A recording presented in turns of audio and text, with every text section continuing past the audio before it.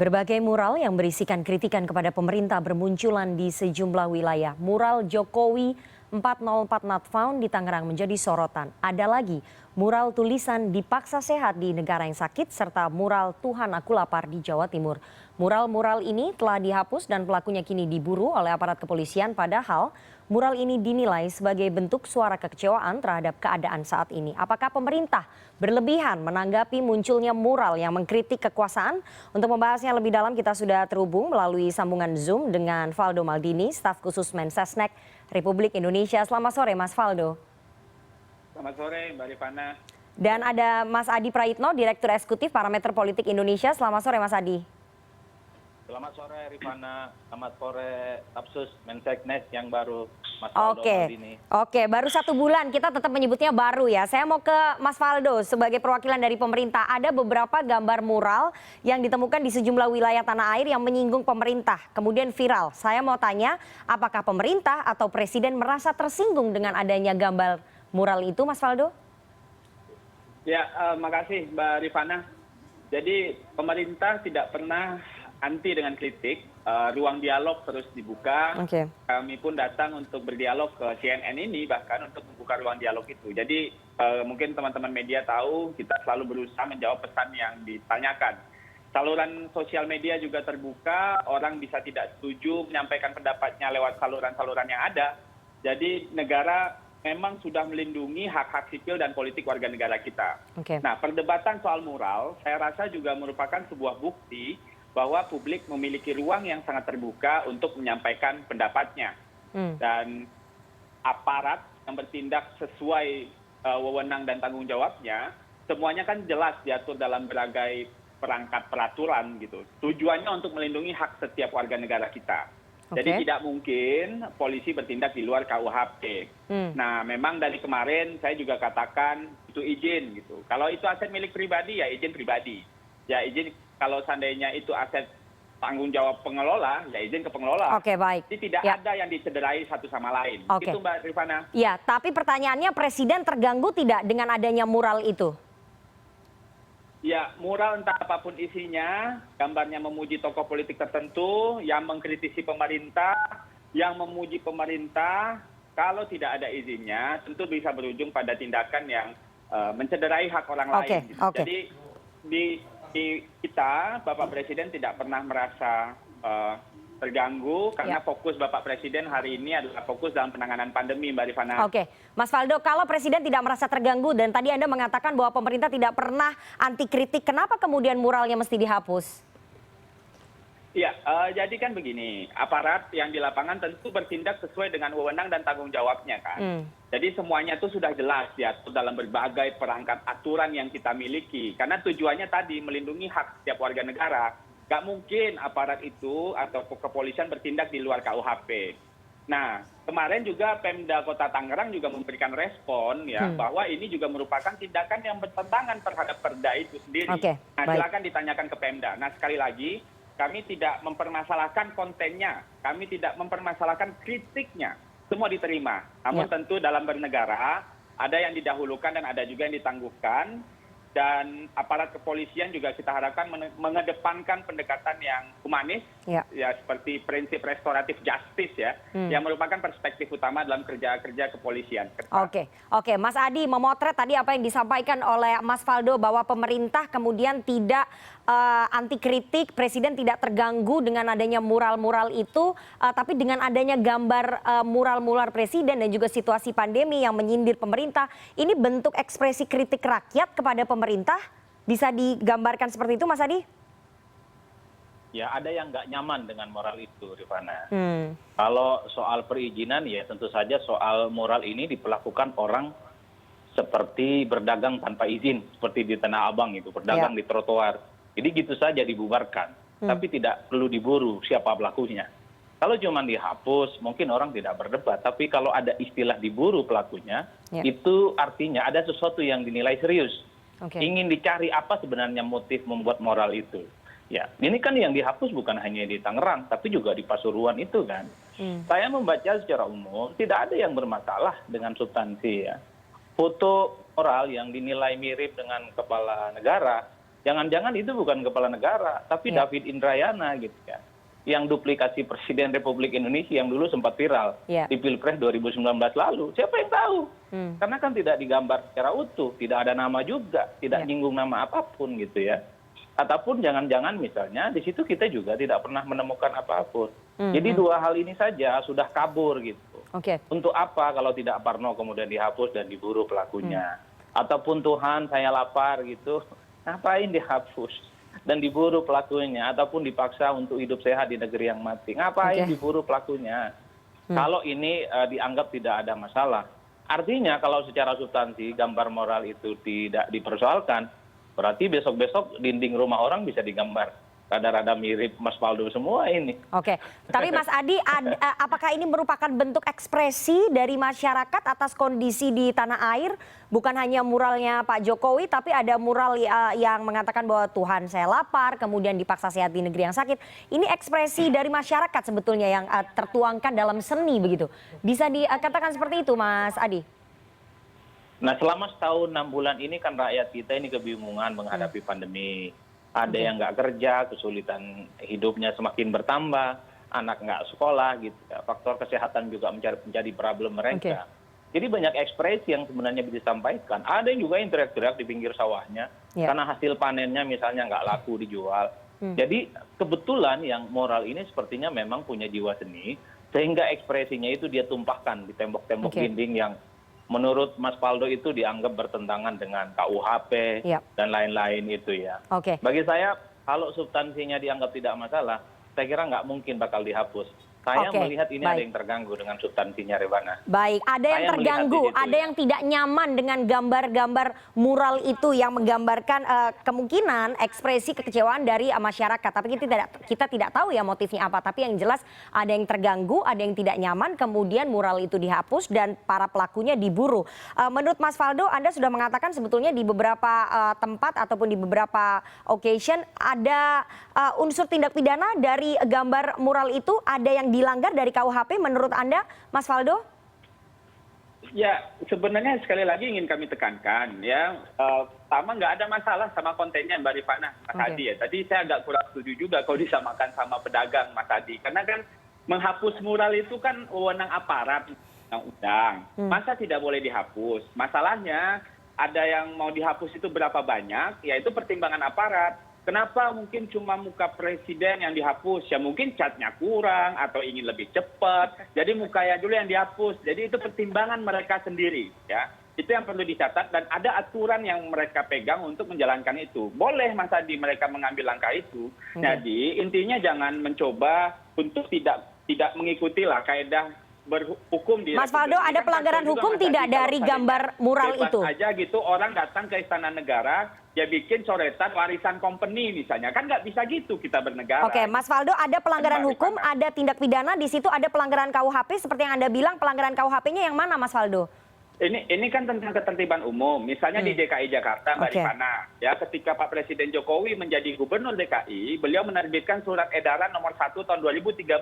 Yang awalnya mural itu dilarang, tapi dijadikan boleh asalkan izin dan koordinasi sama Dinas Tata Ruang dan Kota. Karena memang seni dan mural itu dibolehkan untuk meriahkan ruang kota. Boleh gitu, tapi dalam hal ini yang paling sama-sama kita jaga, KUHP itu kan pegangan ya.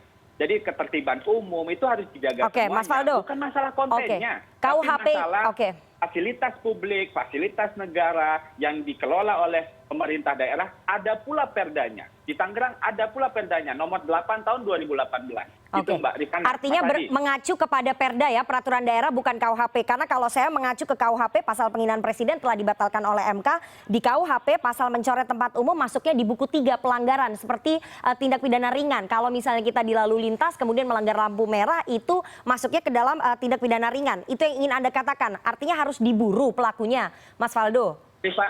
Mbak Rifana mungkin bisa cek juga pasal 489 ayat 1 KUHP. Karena di situ disampaikan bahwa ada kejadian aksi vandalisme di Tanah Abang terancam denda juga. Jadi cek di pasal 489 ayat 1 KUHP, di situ diatur bagaimana kita untuk mengecek ya bagaimana ada aturan yang dilanggar, ada peraturan yang dilanggar. Mungkin bisa begitu Mbak Rifana. Jadi menurut pemerintah, menurut istana ini adalah tindakan vandalisme. Ya, karena kan ada vandalisme presiden di tahun situ. lalu, Mbak Rifana. Jadi presiden tahun lalu ada kejadian di mana ada kejadian bikin hal serupa juga. Musola dicoret-coret waktu itu, Mbak Rifana. Oke. Ketika itu memang ada aksi yang terjadi mengarah ke sana. Nah, sekarang yang paling penting adalah aparat kepolisian kita dorong untuk menerapkan restoratif justice. Ditemui ini yang bikin mural itu untuk diajak bertemu. Yang paling penting itu yang kita pengen dikedepankan. Oke. Mas Adi, menurut Anda memang pelakunya harus ditemui, kemudian ditanyakan. Kalau tadi Mas Faldo mengatakan bahwa polisi harus menggunakan restoratif justice, begitu ya, melakukan pendekatan persuasif. Harus dicari, ditemui, kemudian ditanyakan motifnya apa. Sampai sebegitu, artinya kalau nanti banyak mural-mural bertebaran yang menyinggung ataupun menggambar tentang pemerintah, itu harus dicari satu-satu dan ditanya motifnya apa. Sampai sebegitunya Mas Adi, menurut Anda? Saya kira berlebihan lah ya.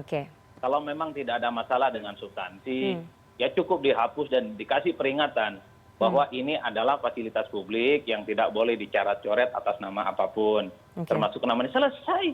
Tapi kalau ada diburu, itu ada faktor lain yang dinilai lebih substantif. Kalau kita baca pernyataan-pernyataan di media, karena gambar yang digambar itu mirip kepala negara, menghina kepala negara dan seterusnya, maka muncullah pasal-pasal KUHP itu. Makanya seringkali Mas Faldo ini bicara normatif, yang substansi seakan-akan tidak ada masalah. Saya yakin kok kalau di tembok-tembok itu misalnya isinya cuma skateboard atau mahasiswa dan anak muda naik gunung, nggak bakal jadi masalah, nggak bakal diburu kok. Paling yang turun cuma Satpol PP dan Ketua RT, nggak ada yang lain. Kalau sudah sampai polisi turun tangan, menghapus dan memburu pelakunya, ini pasti dianggap sebagai kegiatan yang extraordinary ya. Nah yang kedua yang paling penting, publik ini kan nggak hafal, nggak tahu persis apa itu undang-undang dan KUHP. Jadi fasilitas-fasilitas publik itu kasih aja tulisan kecil-kecil. Ini fasilitas umum nggak boleh dicoret-coret gitu. Seperti halnya misalnya dilarang membuang sampah di tempat ini. Tapi tetap aja orang membuang. Karena ada orang yang nggak ngerti soal bagaimana undang-undang itu bekerja dan berlaku. Apalagi yang ngerjain itu anak-anak muda ya. Kan sekarang banyak anak SMA, anak kuliahan itu coret-coret di tembok, di bawah flyover, di bawah kolong jembatan. Bagi mereka itu dianggap sebagai ruang bebas berekspresi. Tapi menurut Mas Faldo itu melanggar undang-undang. Nah itu yang mesti diedukasi. Di tempat-tempat yang rawan terjadi vandalisme, terus terjadi moral itu ada tulisan gede, haram hukumnya coret-coret di tempat ini. Karena banyak yang nggak tahu. Jangan-jangan yang nulis moral ini satu nggak tahu yang dia coret itu tempat haram untuk lakukan coret-coret. Yang kedua, jangan-jangan secara substansi yang digambar itu bukan gambar presiden kok. Jangan-jangan itu hanya cuma David Indrayana yang dulu mirip Presiden KW itu. Kan banyak orang yang mirip gampangnya. Kita ingat betul beberapa waktu yang lalu ada sebuah majalah, kalau nggak keliru Tempo, dia gambar seseorang yang mirip juga dengan kepala negara, hidungnya mancung, mirip Pinocchio, nggak dipersoalkan tuh. Gitu ya. Ataupun misalnya ketika ada kasus lobster, Kementerian Kelautan dan Perikanan, mirip itu gambarnya, mulutnya isinya ikan, tapi tidak ada yang mempersoalkan. Itu nggak nyebut nama, hanya ada kemiripan postur. Mas Ini Faldo, yang kemudian menurut saya Mas Faldo juga harus menjelaskan secara substansi. Mas Faldo, Anda harus menjelaskan secara substansi. Substansinya, apakah ini berlebihan seperti yang tadi disampaikan oleh Mas Adi? Silakan. Boleh. Makasih Mas Adi. Jadi gini Mas Adi, bahwa nggak ada masalah secara substansi, ya. Tidak ada Mas Adi masalah substansi, mau memuji, mau mengkritisi, itu tuh nggak ada masalah. Tapi yang paling penting itu kan kita ditemui, diajak bertemu, kita mencari solusi bersama. Itu yang perlu dikedepankan, itu yang saya maksud restoratif justice tadi Mas Adi. Karena ini kan ini kan udah masif ini pemberitaannya gitu kan. Jadi kita perlu nih untuk temui, dan kita pernah dulu tadi saya sampaikan ada kejadian pencoretan yang meminta ujung-ujungnya pembakaran. Nah, apakah itu sama? Kan itu perlu untuk kita selidiki gitu loh Mas Adi. Jadi saya juga datang ke sini kan untuk diskusi, untuk membuka ruang dialog sama Mas Adi, sama Mbak Rifana gitu loh. Jadi kita nggak ada, berlebihan nggak ada gitu. Jadi kita pengen menyelidiki juga, aparat bergerak untuk menyelidiki apakah ini sama sebelumnya. Jadi kan ini yang perlu sama-sama kita kedepankan ya. Karena kan nanti kalau seandainya ditutup, ruang dialognya dibilang kita nggak mau dialog. Ini kan ruang dialog tidak pernah ditutup. Oke, Mas Faldo, Oke, Anda mengatakan ingin menyelidiki, kemudian mengajak bicara. Kenapa kemudian pemerintah tidak mengurusi hal-hal lain yang lebih penting, seolah-olah persoalan mural ini menjadi sangat penting karena diperbincangkan begitu? Kenapa kemudian harus pemerintah kemudian menyelidiki, mengajak bicara? Kenapa tidak mengurusi hal lain yang lebih penting, Mas Faldo? Ya, ini begini juga, Mbak. Saya datang juga untuk menjalankan tugas pokok dan fungsi kan, komunikasi dalam kebijakan publik gitu. Jadi waktu itu saya diundang untuk ngobrolin mural gitu. Saya kasihlah jawabannya begini gitu. Tugas saya justru begini kan. Jadi dalam artian ada pertanyaan, ada keresahan yang dibawa media, pengamat berkomentar, kita tanggapin. Karena ini kan tugas kita sesuai dengan amanah uang rakyat itu loh Mbak yang dikasih lewat APBN. Walaupun baru umur sebulan tadi kalau kata Mbak Rifana masih baru gitu ya. Tapi Mbak Rifana, ini yang perlu dijelaskan. Kita kan nggak mau gitu, nggak dijelasin. Ini juga tidak mengurangi fungsi dan tugas kita untuk mengurusi yang lain. Tapi ruang dialog yang selalu pengen kita buka. Ruang untuk ngobrol, ruang untuk jawab-jawab di media sosial, ruang untuk hadir di TV. Terima kasih untuk media sosial, terima kasih untuk CNN TV juga. Apalagi Mas Adi Prayitno. Oke, Mas Adi, di negara lain kalau kita lihat mural dipakai sebagai medium kritik terhadap pemerintah. Itu terjadi di Prancis, kemudian di negara-negara Eropa lainnya, dan itu tidak dipersoalkan. Kenapa kemudian di Republik ini gambar mural begitu sampai harus dipersoalkan, diselidiki? Itu menimbulkan pertanyaan yang sangat besar nggak sih Mas sebetulnya untuk meredam ekspresi dari masyarakat? Ya tentu menjadi pertanyaan penting. Masa orang gambar-gambar nggak boleh gitu ya? Kan itu pertanyaan sebenarnya Mas Faldo. Nah, yang perlu kita dengar itu sebenarnya dari pihak kepolisian. Apa yang kemudian membuat mereka ini harus memburu pelaku dan menutup itu.